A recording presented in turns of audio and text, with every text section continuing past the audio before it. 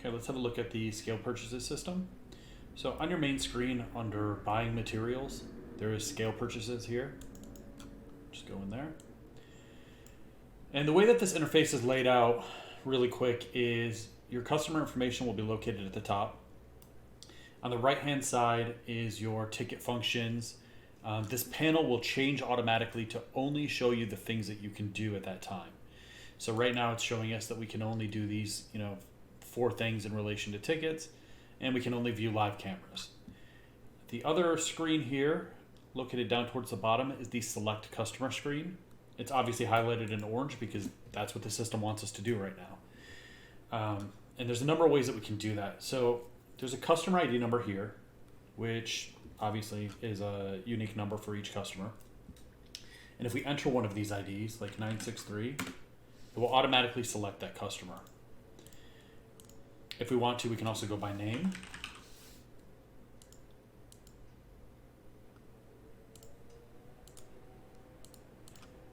I don't care about this right now.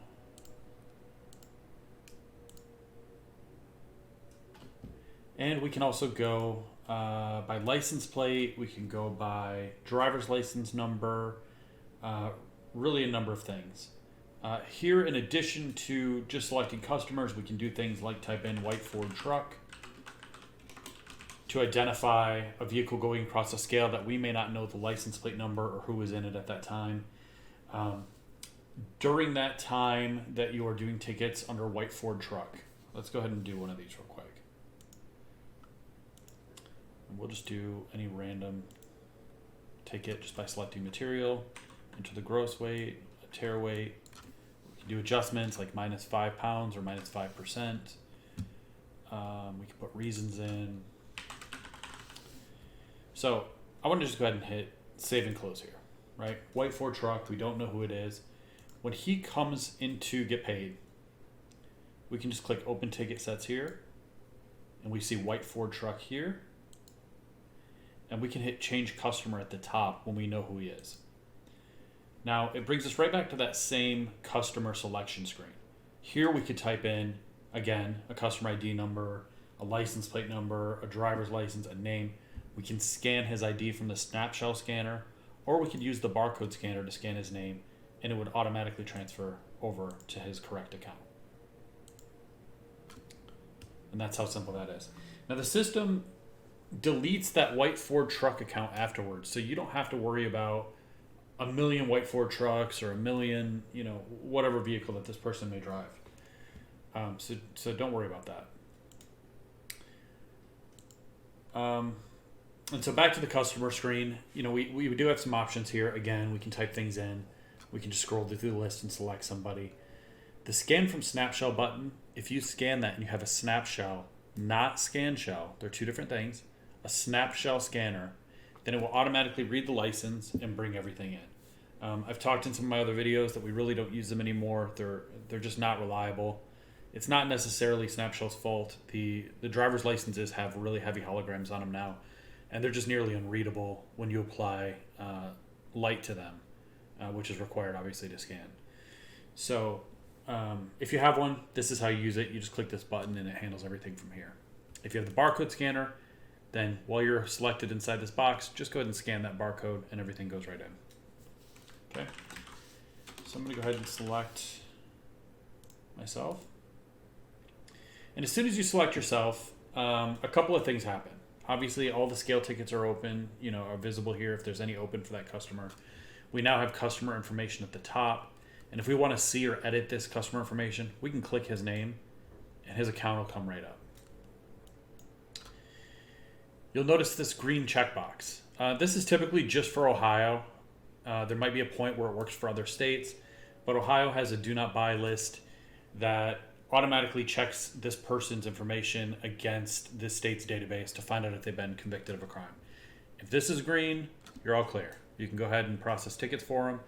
If it's red and it's flying up bells and whistles saying, hey, this person stole this and that and they were convicted on this and that date, then obviously you can't buy from them. This little spinning thing here next to it, this means notes. So under this customer's profile, there's notes put in for him somewhere. The reason notes don't just pop up is so that the customer doesn't see something that may be disparaging to them, like that they steal things, or in this guy's case, because he fills containers full of rocks. Those notes can easily be edited just by clicking on his name, go to notes, and then you can see them here. The next thing that happened once we selected this customer is now this right panel has disappeared, and in its place has appeared the scale ticket detail screen. This is where you're going to go ahead and actually enter your ticket. And keep in mind, a ticket is a line item. It is a single material. So we're going to enter a single material here. We can do a number of things here to select that material. We can just pull this list down and select something. We can type in a partial name,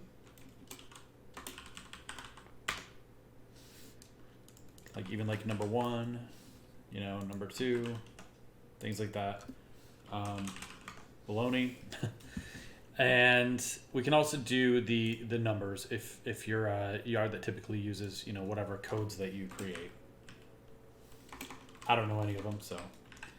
But as you start typing it, it'll show you what your codes are. Now, if you select an item for a customer that has special pricing that is expired, the system will automatically pop up to this window and say, hey, the pricing for this material has expired on this date. Obviously, we can set expiration dates in the system, so pricing doesn't just go on forever. You know, it gives us a chance to reauthor it. So this screen gives us a couple different options to deal with it, like update their pricing now, ignore all for this customer, or ignore all warnings about pricing for everyone. I don't really care to deal with any of this pricing because it's all fake, so I'm just going to hit ignore all warnings for everyone. If you want to select a product in it, actually let's stop and go back real quick. So that screen is fed off of the special pricing list. And to get to that, we can go right here, we can click on his name, and we can go to special pricing. And now we can see all of the commodities and the pricing for this customer. If I want to change anything on here, I can just click it, edit pricing, and I can set this to, you know, $3.25 a pound, or I can do add 50 cents. So that'll add 50 cents on top of whatever our price is, whether it changes or not. I can subtract it if I don't like the guy or whatever the case is. I can do percentages, or we can just do something like, you know, $3.25 and can expire in 2022. So that's good. We're good with that. I can also just turn off a price. So you'll notice that there's a little thumbs up icon here. That means that that price is active in the system. If I don't want it to be active, I can just hit disable special pricing there, and it makes it inactive. And I can go back and mark it active again just by clicking it. If I want to export any of this guy's special pricing from the system, I can click export to Excel here, and that'll give him a nice little spreadsheet to see what all his prices are. So we've gone over that. If we want to use the product selector, which is the touchscreen's version of, you know, the product list, we can do that. We can click right here, and that gives all of our materials broken down by category, which makes it nice and easy to find. I can also go to custom button mode, and I can place these buttons in any order that I want to. And I can do that by clicking edit mode on, and then just clicking any one of these buttons and choosing what I want where. And typically what people do is they'll put like all their coppers in a row, you know, 1, 2, 3, or all their aluminums in a row, or, you know, whatever their special materials are. But this stays up, and it makes it really, really easy just to click and get to where you want to go, because the buttons never move. So you can always anticipate, you know, where your click spots are on the screen. And again, if you want to go back to the product list mode, you can just click that right here, and you're back to your master product list. Okay. So while we're on the topic of selecting products and prices and all that stuff, let me look and see what commodity we had for this guy. So we're going to enable that to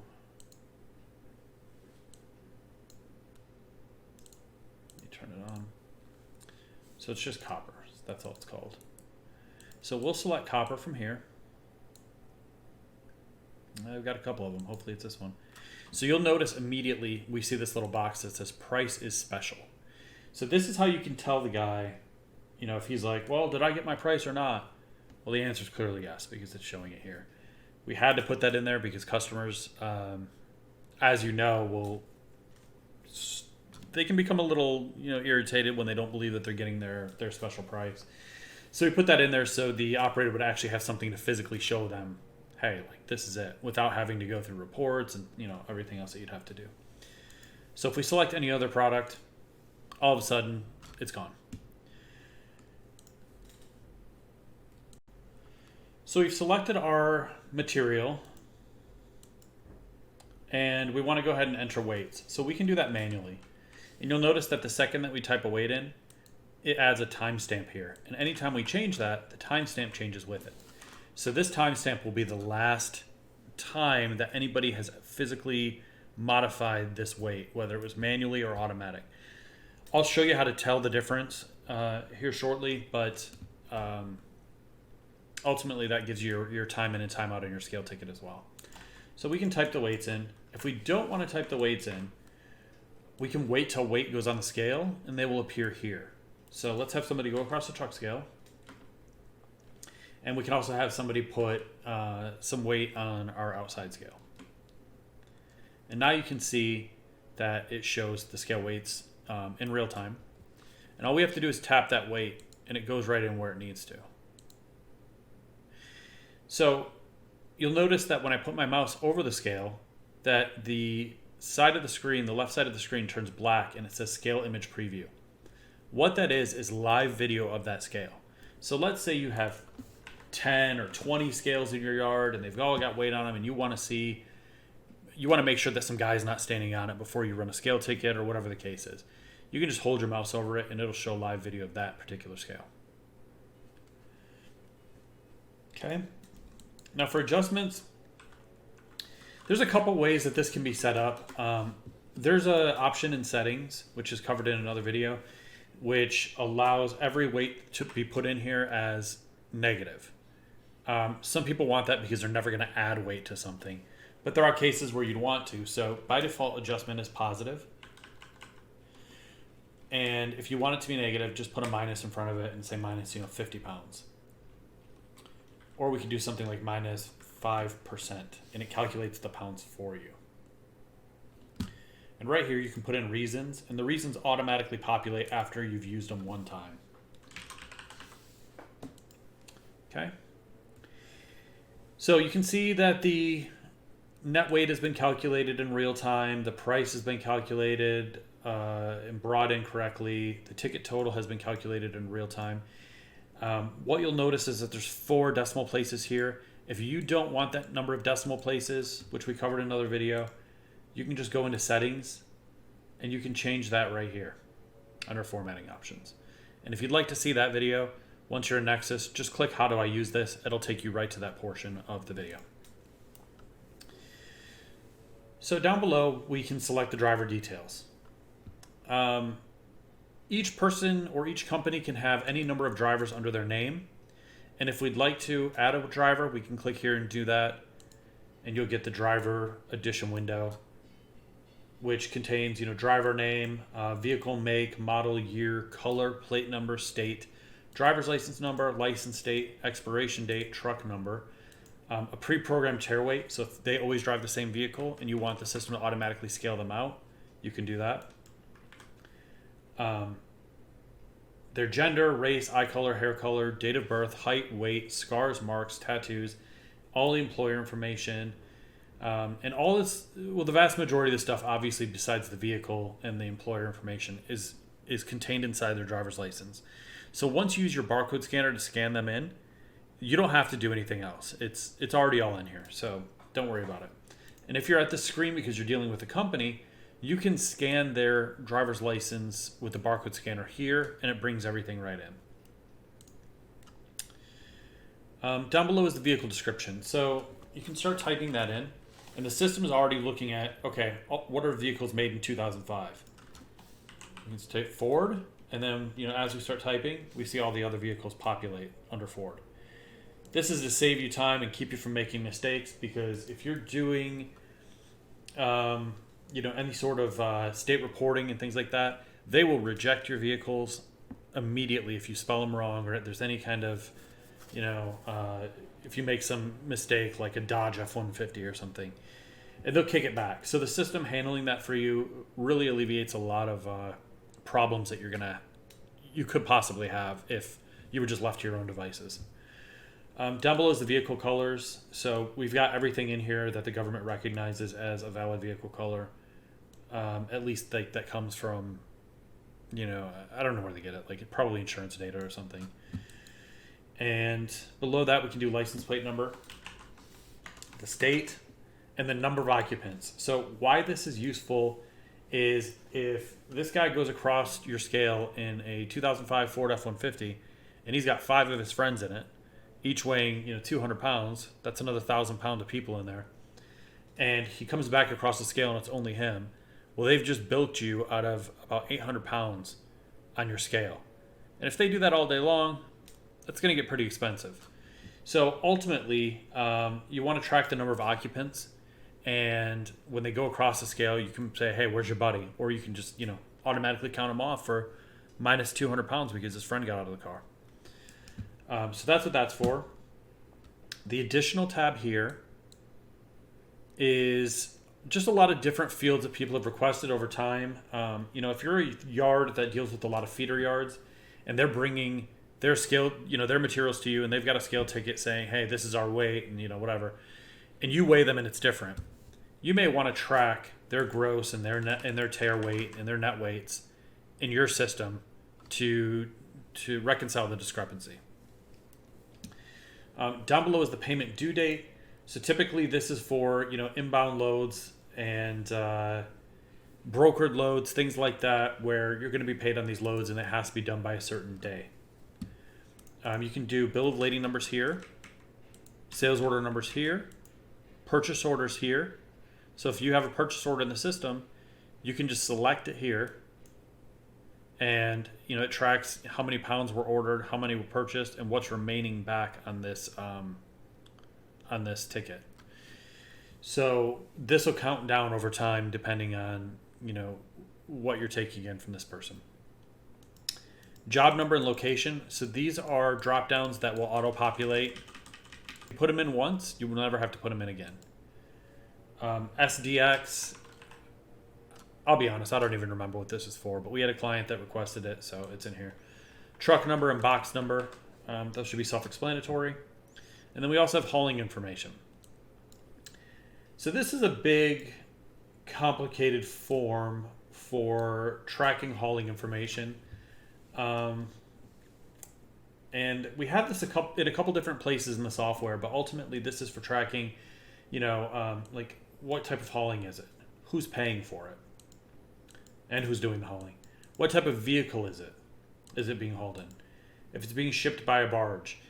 Again, these fields, what I have in here are not real. Once you type in whatever you want, it'll appear for next time. So you're building your own list as you go. Who's the hauling company? Now, notice I only have 2 hauling companies. To add more hauling companies in your software, you go under customers and then add a new customer or select a customer that's in there and then choose the customer group as trucking, and then they will appear in this list. Who's the driver name? This will show only drivers underneath that trucking company. See? What is the hauler invoice number? What is the hauler invoice date? What is the trailer and chassis number? What's the truck and chassis number? What's the plate and other ID number?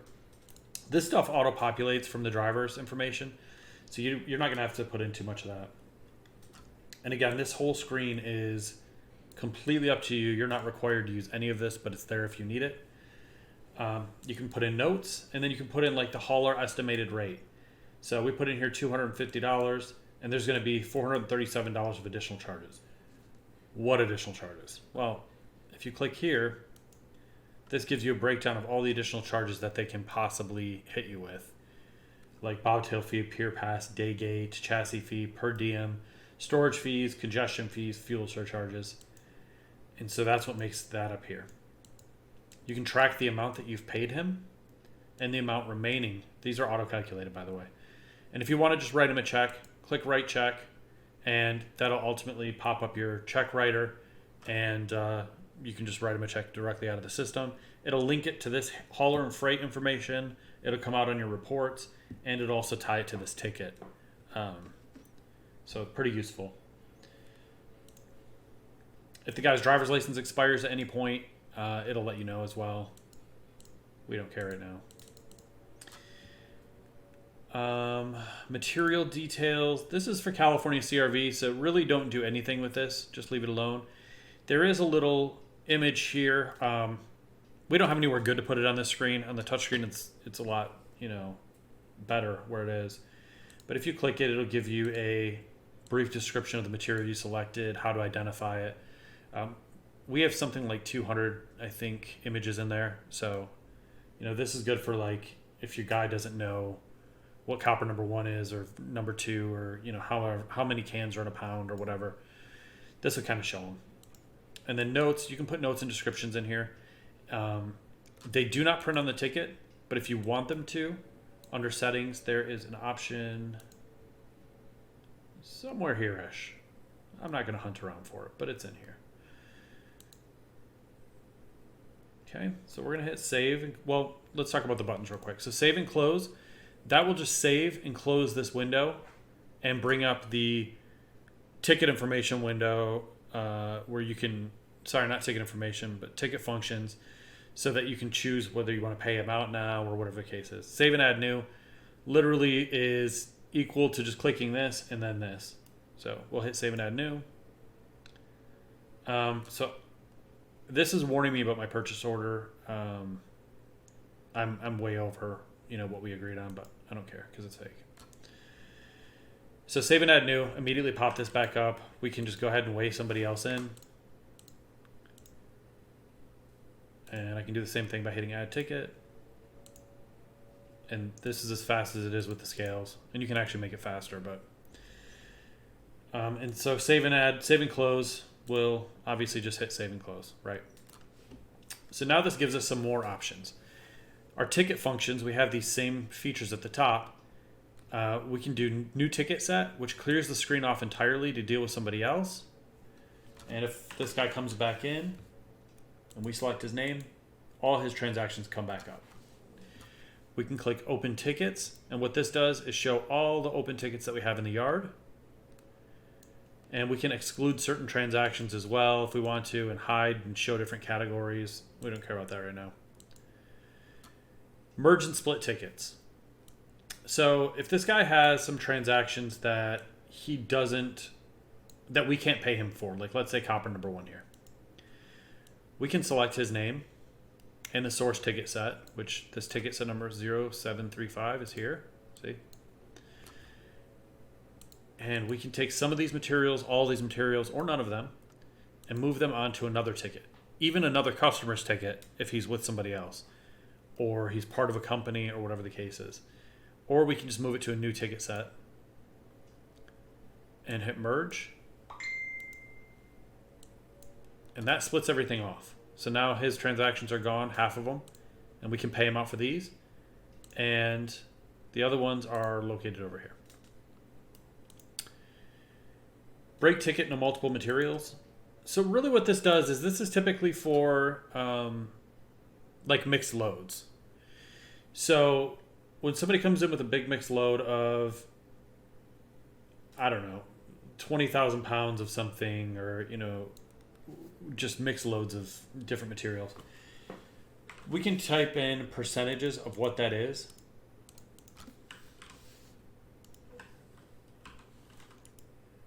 And select different materials, and it'll break those materials apart. I'm gonna have to get better at math really quick. 12.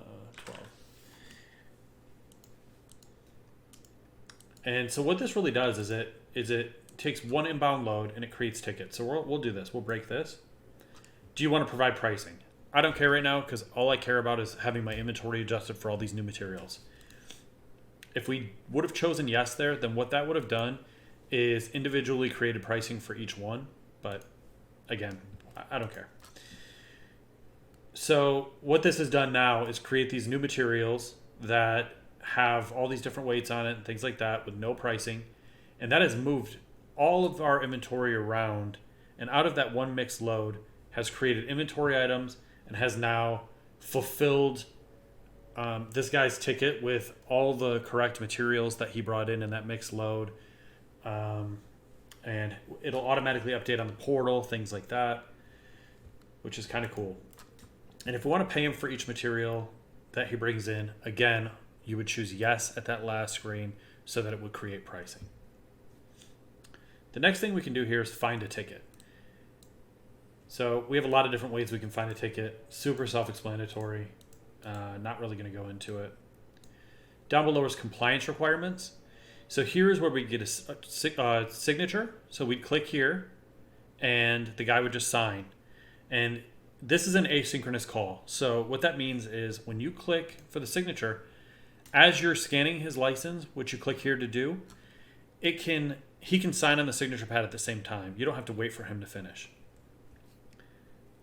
Click here to scan license. This will automatically scan his driver's license and bring it into the system and assign it to his account and things like that, and assign it to this ticket. And then same thing for the thumbprint. You click here for the thumbprint. I don't have these devices hooked up presently. Scan permits and documents. So you could click this and you can see all the documents that you have ever dealt with him before, and scan and attach. And it'll pop up and it'll ask, what scanner do you want to use? And it'll go through the process. I don't have anything to scan right now, but the next thing it'll do is essentially ask you what type of document that it is and how you want to identify it in the system. So if it's like a Texas cash card or something like that, you'll have the ability to supply all that information. View cameras.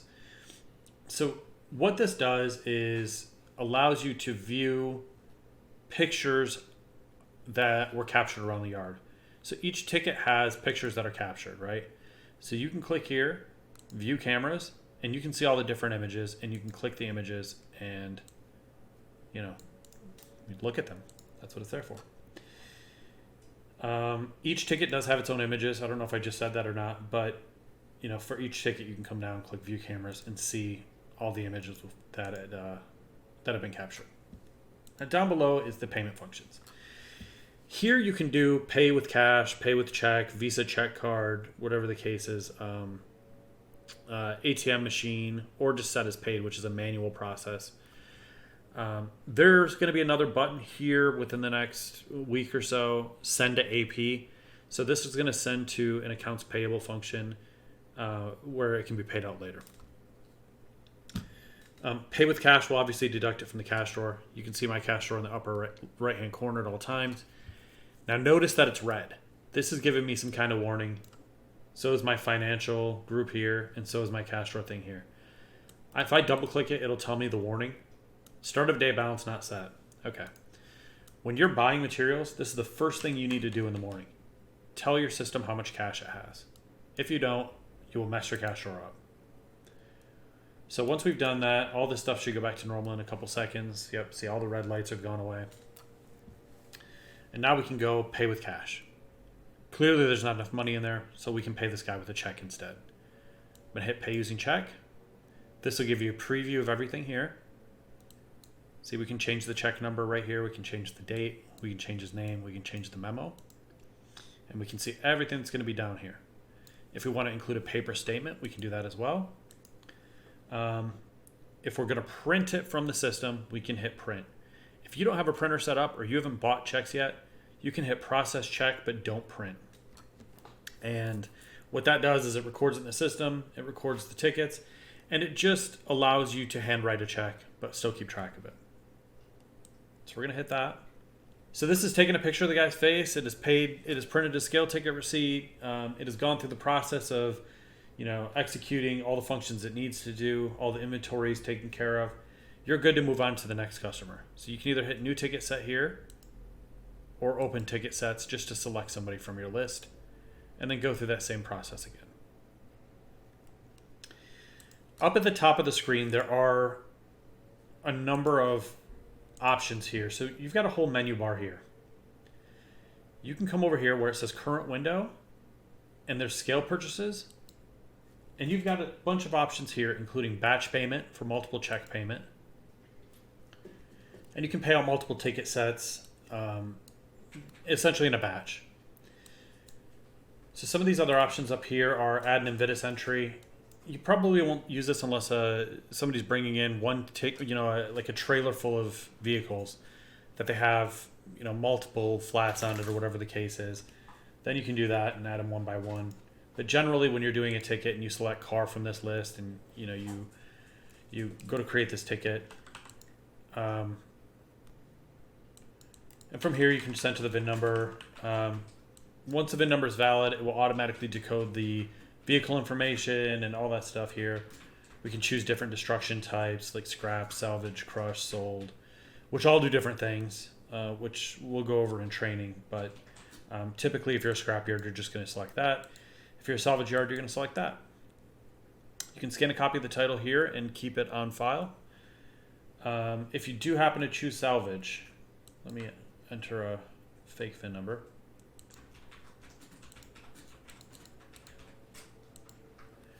Then the salvage pops up and it asks for, whatever parts are in the vehicle. You can just hit select all and then choose whatever's missing. So if the guy yanked the AC condensers out of there and, maybe took a door or an armrest or an ashtray, you can deselect those and those won't go into your inventory. Hitting save here will go on to the, the parts grading screen. We're going to go over that in another video. But back up here to the options, we've got some other options here, and notice the little F next to it with the number. What this is your F keys way at the top of your keyboard, your function keys. And if you press those on your keyboard, you don't need to come up here. Those will automatically trigger whatever function. So we can do different like printing things, like print all tickets or print a single ticket, which will do a single line item. Print all tickets for driver with no prices. Pretty obvious what that does. The same for the next one. We can print a job and location report, which are specialized reports just consolidating materials brought in by job and location. Print a settlement report. That's going to be roughly the same report that's under customers, customer summary, and then settlement report, which I don't have anything for this guy really, just this one thing. It's roughly going to be the same thing. But obviously only applicable to this. Print tickets as PDF, so if you want to view them in a PDF form, so it'll be full page. Here's full page here as well. Sorry, this is thermal. This is thermal sized, but in a PDF. This is full page. So if you want to send somebody a copy of like their original ticket, you would do this F12, and you can email that document. And the full page is like a different formatted, obviously a full page ticket. Print all to secondary thermal printer. So in the other video, we talked about how you can have a secondary thermal printer under printers. And here it is here. So if you want one to go to, your inside printer when you pay them, and then maybe you want to print a second one outside so you don't have to hand anything through the window, or I don't know what your case is going to be. You can do that from there. Associated document report will ultimately let you know all the documents that are associated with this ticket. This is mostly for debugging. There's not a lot of use for it, but if you find one, then have at it. Refresh online portal for ticket set. So as part of the online portal, there are times where your internet may be down or whatever, and it can't reach the portal to update it. So clicking refresh just literally refreshes it in the portal, just updates it, makes it all nice, new, shiny, and pretty again. If you want to give someone access to the portal, you just click on their name, enable online portal for this customer, and this will give them a token. This token can be easily copied to your clipboard, so you can copy and paste it just by clicking it. And then now if you just paste it like in an email or something, then it's there. But essentially you just need to give them this token and they can log in. We can also create usernames and passwords for your customers if they don't want to use the tokens. And we can also link multiple accounts to have access to, their satellite yards and things like that. The portal itself can be found at nexusrecycle.com/portal. And all this information will also be at the bottom of their ticket automatically. So once you enter your portal information, you can see your name, what company that you're dealing with. You can download all your stuff under Excel. You can select different date ranges. If you have multiple locations, they will be listed here, and you can select 1 or 2 or 50 or none or 1,000. It doesn't matter, and it'll consolidate the information accordingly. If you scroll down below, it gives you all your tickets broken down into ticket sets. You can click each line item, and you can view the original ticket, and you can upload documents back and forth. So if you want to send this client some bills of lading, or pictures of a seal, or whatever the case is, you can upload this in the portal, and they will automatically receive it. And they can do the same thing for you. So if they receive the material and they need to have some supporting documentation, they can do that as well here. And the portal is completely free.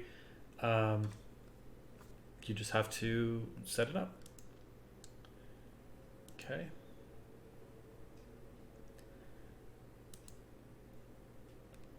If we click new ticket set to clear the screen off, the one thing that we haven't gone over is view live cameras. So if we click this, this will show live video all around the yard. And you can just sit there and watch people go across the scale or interact around your yard, which is pretty cool. So that's for the Nexus RMS scale ticketing system. In another video, we will go over the touchscreen ticketing, and we may go over some of the artificial intelligence automated scale systems, which pretty much eliminate your need to even have anybody sitting at the scale operating this kind of thing. If you do happen to purchase vehicles during the course of your ticketing process, all that information goes over here into compliance, Nvidia's reporting, and from here you can just hit upload, and that sends it off to Add123. It will print your state forms as well in New York and Georgia, so you don't have to worry about those. If you need to set this up, this is all in another video, but essentially you contact Add123 or go to their website, add123.com, and under external services, you put their information in here. Okay, and if you want to see how to do that exactly, just come in here, click how do I use this, and it'll take you to right to that part of the video. So that concludes going over the scale ticketing system, at least the point and click one. In the next video, we'll go ahead and go over the touchscreen software, as well as the artificial intelligence modules that we have, which eliminate your need to have anybody sitting at that scale, handles all the weighing and paying process and everything accordingly.